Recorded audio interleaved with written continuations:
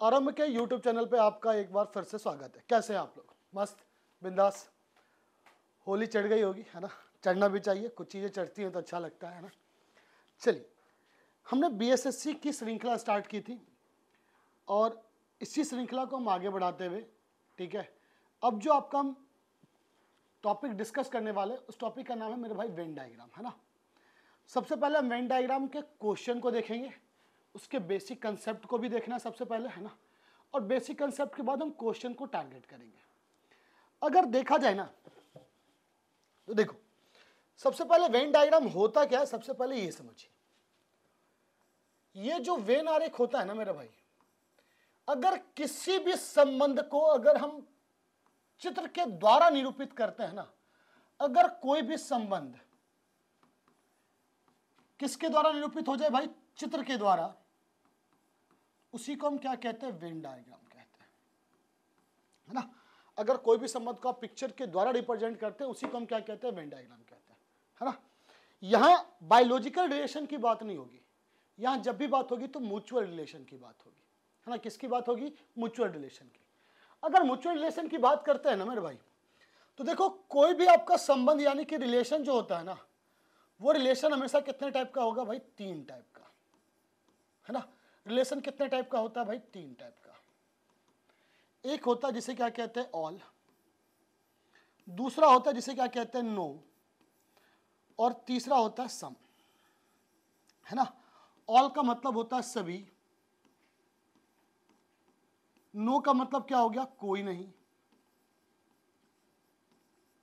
ठीक है? और सम का मतलब क्या होता है? कुछ, है ना? ऑल का मतलब क्या हो गया? सभी। नो का मतलब क्या हो गया? कोई नहीं। और सम का मतलब क्या हो गया? कुछ। आपका भी जो संबंध होता होगा लोगों से, वो 3 ही प्रकार का होता होगा। एक, जैसे कि आप सारी की सारी बातें क्या करते होंगे? शेयर करते हैं, है ना? एक चीज याद रखिए कि सारी की सारी बातें शेयर कीजिए, लेकिन वो बात बिल्कुल भी शेयर मत किया कीजिए जिसको आपको नहीं बताना, है ना? वो कहते हैं ना कि हर किसी का भी एक क्या होता है? खास होता है। हर खास का भी एक खास होता है, ठीक है? बाकी अपने गम को अपने पास रखिए, जितना रखिएगा उतना मजा आएगा, है ना? क्योंकि भाई दुनिया इस गम का मजाक बनाती है, सपोर्ट कोई नहीं करता, समझिएगा। इसलिए ऑल क्या मतलब हो गया? जिसे सभी के सभी बातें आप क्या करते होंगे? शेयर करते होंगे। नो, ना जिसे आप देखना चाहते होंगे ना वो आपको देखना चाहता होगा। तीसरा, जिसे देख के तुम मुस्कुरा दिए और हम तुम्हें देख के मुस्कुरा दिए, बस वही होता है फॉर्मल रिलेशन, है ना? तो रिलेशन हमेशा देखिएगा 3 टाइप का होता है। इसका डायग्राम कुछ इस टाइप से बनता है। ऑल का डायग्राम कुछ इस टाइप से बनेगा, नो का डायग्राम कुछ इस टाइप से बनेगा, और सम का डायग्राम कुछ इस टाइप से बनेगा, है ना? यही मेनली आपके जो पेरेंट रिलेशन होते हैं ना मेरे भाई, वो यही 3 टाइप के होते हैं, ठीक है? पेरेंट रिलेशन क्या होता है? बस इसी 3 टाइप के होते हैं, है ना?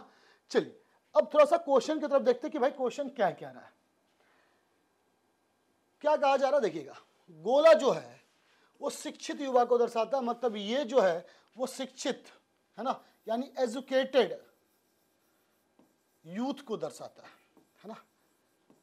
त्रिभुज बेरोजगार, है ना, ये भाई बेरोजगार को, अनएम्प्लॉयड जिसे कहते हैं, ठीक है?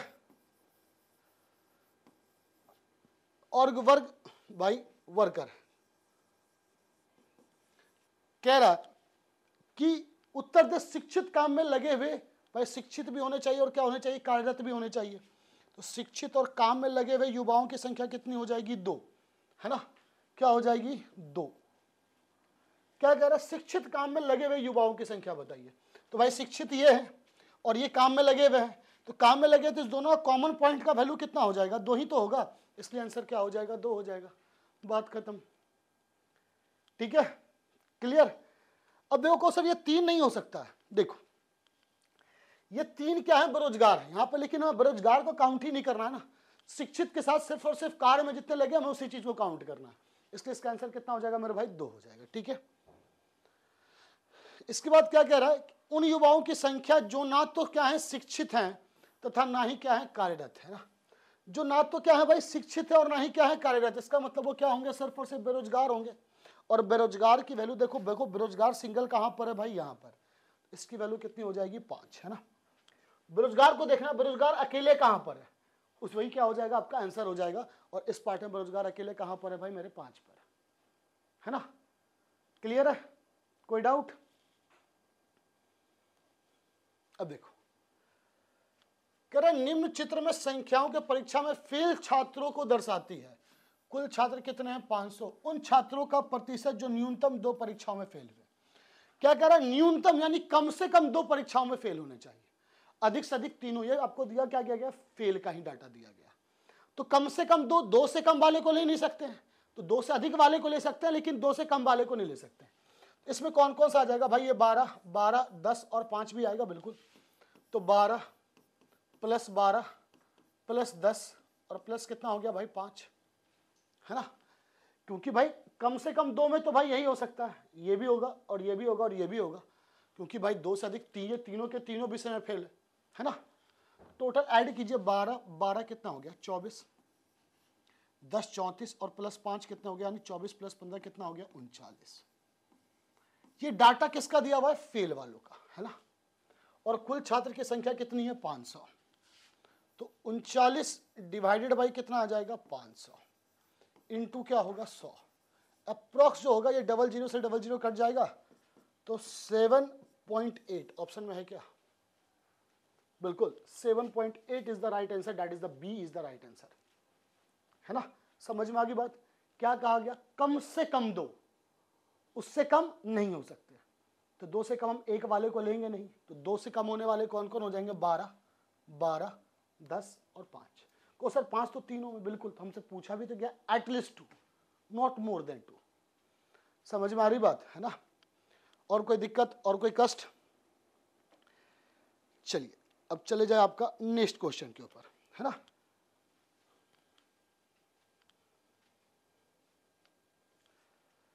कह रहा है ये जो डायग्राम है वो आपको भारतीय का दिया गया है, ये चित्रकार का है और ये मेरे भाई शिक्षक का है। कह रहा उन भारतीयों को पहचानिए जो चित्रकार तो हैं लेकिन शिक्षक नहीं है। जब भी देखो मेरे भाई इस टाइप का कोई भी क्वेश्चन आ जाए ना, उन भारतीयों को पहचानिए जो क्या है? चित्रकार हैं, बस शिक्षक नहीं है। अब शिक्षक नहीं है इसका मतलब हमें तीनों तो बिल्कुल नहीं लेना है। तो भारतीयों के साथ साथ सिर्फ और सिर्फ क्या लेना है? चित्रकार को लेना है, ठीक है। अब देखो अगर भारतीयों के साथ सिर्फ और सिर्फ चित्रकार को लेना है, ठीक है, तो इन दोनों का कॉमन पॉइंट देखिए। तो भारतीय और चित्रकार का कॉमन पॉइंट की वैल्यू कौन सी हो जाएगी भाई? ये डायग्राम होगा या नहीं होगा, है ना। देखिए ध्यान से, भारतीय और चित्रकार का कॉमन पॉइंट यही डायग्राम आया कि नहीं आएगा? और सर बिल्कुल आएगा। और उस डायग्राम की वैल्यू क्या है? बी। ऑप्शन नंबर कौन सा? ए, है ना। क्लियर है? चलिए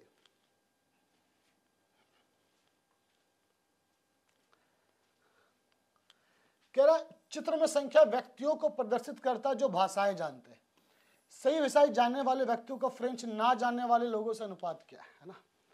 कह रहा भाई सभी भाषाएं जानने वाले व्यक्तियों का फ्रेंच ना जानने वाले लोगों से अनुपात क्या है। अब देखो सभी भाषाएं जानने वाले, जो सभी भाषाएं जानने वालों की संख्या कितनी हो जाएगी? ये सभी भाषाएं की यही वैल्यू होगी कि नहीं होगी? 100, ठीक है। अब कह रहा फ्रेंच ना जानने वाले, तो भाई फ्रेंच जानने वाले तो इतना ही है, फ्रेंच ना जानने वाले की वैल्यू कितनी हो जाएगी? 200 भी होगा, 120 भी और 220 भी होगा, क्योंकि ये ऐसे 3 लोग हैं जो कि फ्रेंच से इनका दूर दूर तक कोई संबंध नहीं है ना। 220, 120 और कितना हो जाएगा? 200 बट्टा में कर दीजिए 200 प्लस 120 प्लस 220, है ना। तो कितना आ जाएगा? 100 डिवाइडेड बाई कितना आ जाएगा? 540। ये 5, ये 27, 5:27 है क्या? 5/27 बिल्कुल। Option number D is the right answer. समझ में आ गई बात? कह रहा फ्रेंच ना जानने वाले, तो बस फ्रेंच के सर्कल में जो लोग भी नहीं है उसको आपको क्या करना है? काउंट कर लेना, है ना, जो क्या है फ्रेंच के सर्कल में नहीं है, ठीक है। क्लियर? चलिए कह रहा नीचे दिए गए आरेख में कौन सा अक्षर उन विद्यार्थियों का प्रतिनिधित्व करता है जो क्रिकेट के साथ साथ फुटबॉल और हॉकी भी खेलते हैं। अब ऑब्वियसली सी बात है, क्रिकेट के साथ साथ क्या खेलते हैं? फुटबॉल भी खेलते हैं और हॉकी भी खेलते हैं। तो देखो तीनों का कॉमन पॉइंट की वैल्यू कितनी है मेरे भाई? एस, है ना। तीनों कॉमन पॉइंट की वैल्यू कितनी है? एस, ठीक है। इसका आंसर क्या हो जाएगा भाई? सी, ठीक है। क्लियर है, कोई दिक्कत? कह रहा है कि भाई जो तीनों खेलते हैं, है ना, तो तीनों खेलने के वाले का तो वो पता ही चल गया, जो तीनों का कॉमन पॉइंट होगा, है ना। चलिए, अब तो इस टाइप से कोई भी क्वेश्चन आएगा तो सॉल्व हो जाएंगे। चलिए चलते हैं नेक्स्ट क्वेश्चन की ओर। क्या कहा जा रहा है? मानव, पक्षी और पशु के बीच का संबंध दिखाना है ना। मानव, पक्षी और पशु की बात कही जा रही है ना। देखो एक चीज याद रखना, जब भी डायग्राम की बात होती है ना, वेन डायग्राम में एक चीज हमेशा याद रखना, हमेशा ऑप्शन से आपको बेस्ट ऑप्शन पिक करना होता है। ऑप्शन से क्या पिक करना होता है भाई? बेस्ट ऑप्शन, है ना। दिए गए विकल्पों में से जो सबसे बेस्ट ऑप्शन होगा ना, आप उसको क्या कीजिएगा? सेलेक्ट कर लीजिएगा। तो मानव, पक्षी और पशु की बात कही जा रही है ना। तो होता क्या है ना, अब अगर देखा जाए तो भाई पशु के अंदर ना तो मानव आते ना पक्षी आते, ये तो फिक्स है, अलग तो कोई होगा, लेकिन दोनों में ऐसा कोई संबंध तो दिया नहीं गया है। तब क्या होता है, सभी मानव जो होते हैं ना वो सोशल एनिमल यानी सामाजिक जानवर कहा जाता है, ठीक है, उसके अंदर रख दिया गया, ठीक है। तो भाई ऑप्शन नंबर किसके साथ चले जाइएगा? सी के साथ, बात खत्म है भाई। सभी मानव क्या हो जाएंगे? पशु हो जाएंगे, ठीक है। और पक्षी और पशु के बीच में भाई कोई संबंध नहीं होता, इस चीज को हमेशा एक चीज याद रखिएगा, है ना। फल, सेब और संतरे, है ना। क्या कह रहा है? इसका डायग्राम बनाना। क्या हो गया? फल, फल के बाद क्या हो जाएगा? सेब, और सेब के बाद क्या हो जाएगा? संतरा, है ना। तो भाई सारे के सारे सेब भी जो होंगे वो क्या होंगे? फल होंगे, यानी ऑल का रिलेशन आएगा। और सारे के सारे संतरे भी क्या होंगे? फल ही होंगे। तो फल बड़ा आ जाएगा, एक के अंदर सेब और दूसरा क्या आ जाएगा? संतरा। अब देखिए इसमें कौन सा ऑप्शन है? तो option number B is the right answer. Option number B जो होगा वो आपका क्या हो जाएगा? राइट आंसर होगा। क्लियर है, कोई दिक्कत? चलिए,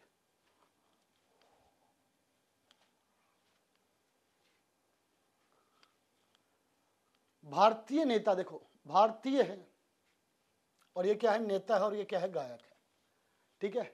कह रहा कौन सा क्षेत्र दर्शाता है जो भारतीय नेता तो होना चाहिए, है ना, परंतु गायक नहीं होना है, कि भारतीय और नेता होना चाहिए। तो भारतीय और नेता का सिर्फ कॉमन पॉइंट देखो कौन सा होगा, यही होगा कि नहीं होगा, और इसकी वैल्यू कितनी होगी?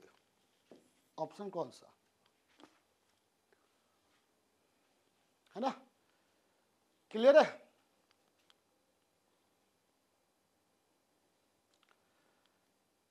कह रहा निम्नलिखित प्रश्नों में वह आरेख चुनिए जो नीचे दिए गए वर्गों के बीच का संबंध का सही निरूपण करता है।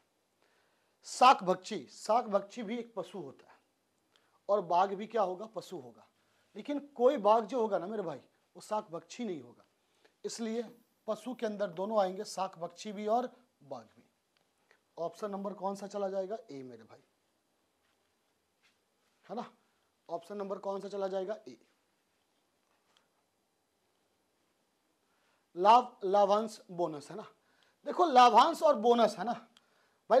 लाभांश का मतलब क्या होता है? लाभ का अंश। तो ऑब्वियसली सी बात है कि लाभ के अंदर ही लाभांश आएगा। बोनस भी तभी मिलेगा जब आपको लाभ हो, लेकिन कुछ लाभांश जो होंगे वो क्या होंगे? बोनस भी होंगे। ऑप्शन नंबर कौन सा चला जाएगा मेरे भाई? B. So B is the right answer, है ना। बी क्या हो जाएगा? आपका राइट आंसर हो जाएगा। क्लियर है, कोई दिक्कत?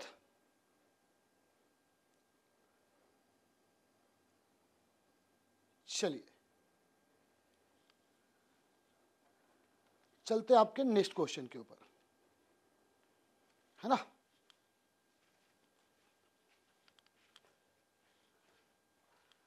कह रहा कौन सा चित्र फुल, कपड़े और सफेद के संबंध को तार्किक रूप से प्रदर्शित करता है? एक तो वो कलर दिया गया भाई व्हाइट, है ना।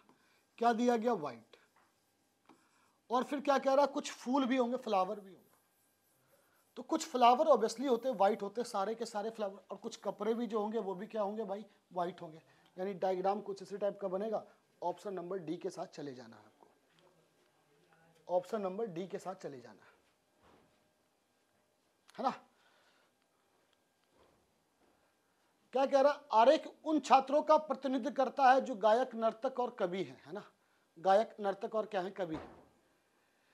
अध्ययन कीजिए और उस खंड की पहचान कीजिए जो उन छात्रों का प्रतिनिधित्व करता है जो कवि और गायक दोनों हैं लेकिन नर्तक नहीं है। यानी कवि और गायक का ही तो कॉमन पॉइंट देखना है आपको, और कवि और गायक के कॉमन पॉइंट की वैल्यू कितनी हो जाएगी भाई? टी। ऑप्शन नंबर कौन सा हो जाएगा? बी, है ना। इसलिए वेन डायग्राम देखो होता क्या है ना कि आपको बस कॉमन पॉइंट पे ध्यान देना है, और वेन डायग्राम का लेवल आपको धीरे धीरे क्या मिलेगा? बढ़ता मिलेगा, कम होता बिल्कुल नहीं मिलेगा, है ना। तो क्या मिलता है आपको? धीरे धीरे बढ़ता मिलता है। तो जब बढ़ता मिलता है तो हमें सिर्फ और सिर्फ उसी चीजों पे ध्यान देना है, ज्यादा चीजों पे तो ध्यान देना ही नहीं है ना, और आराम से सॉल्व करना है। यहां देखो एक चीज याद रखो, ज्यादा दिमाग मत लगा लेना, है ना। ज्यादा दिमाग लगाओगे खतरनाक हो जाएगा। जरूरत से ज्यादा दिमाग लगाने वाले अक्सर मात खाया जाए, ये रीजनिंग है ना भाई, है ना। समझ में आ रही होगी बात। चलिए, कह रहा दिए गए चित्र में बेरोजगार युवा प्रदर्शित करने वाले विकल्प का क्या कीजिए? चयन कीजिए ना। बेरोजगार युवा प्रदर्शित करने वाले विकल्प का क्या कीजिए? चयन कीजिए। अब देखो बेरोजगार युवा का जो डायग्राम है वो यही रेक्टेंगल है ना। इसमें कौन कौन सा नंबर है मेरे भाई? 6, 7, 5 और 3, यही आपके बेरोजगार युवा को दर्शाते हैं। 6, 7, 5 और 3। अब देखो किस में मौजूद है भाई? ऑप्शन नंबर बी में। सारे सिंपल क्वेश्चन है ना, लेकिन इसमें जब इसको आप क्वेश्चन करेंगे ना तभी इसका एग्जैक्ट स्टेटस आपको समझ में आएगा, है ना।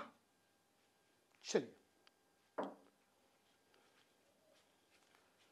कह रहा चिकित्सक भारतीय एवं आदमी के मध्य संबंध के दर्शाने वाले भाई आकृति का चयन कीजिए। चिकित्सक भारतीय एवं क्या होंगे? आदमी होंगे। और वैसे सी बात हो, कुछ डॉक्टर जो होंगे भाई वो इंडियन तो होंगे और आदमी तो दोनों होंगे, चिकित्सक भी होंगे और इंडियन भी होंगे। ऑप्शन नंबर कौन सा मेरे भाई? डी, है ना।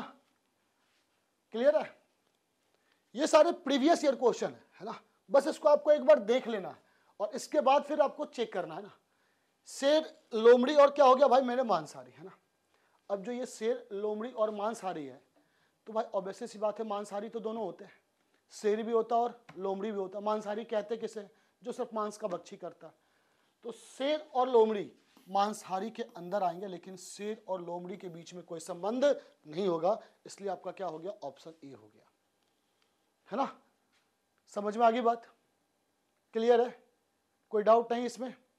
तो वेन डायग्राम का ये आपका सिर्फ प्रीवियस ईयर क्वेश्चन था, ठीक है। इसके बाद नेक्स्ट शिफ्ट में मिलेंगे आपके पास किसी और का प्रीवियस ईयर क्वेश्चन लेकर के। मिलते हैं फिर अगले क्लास में, तब तक के लिए धन्यवाद, खुदा हाफिज, जय हिंद।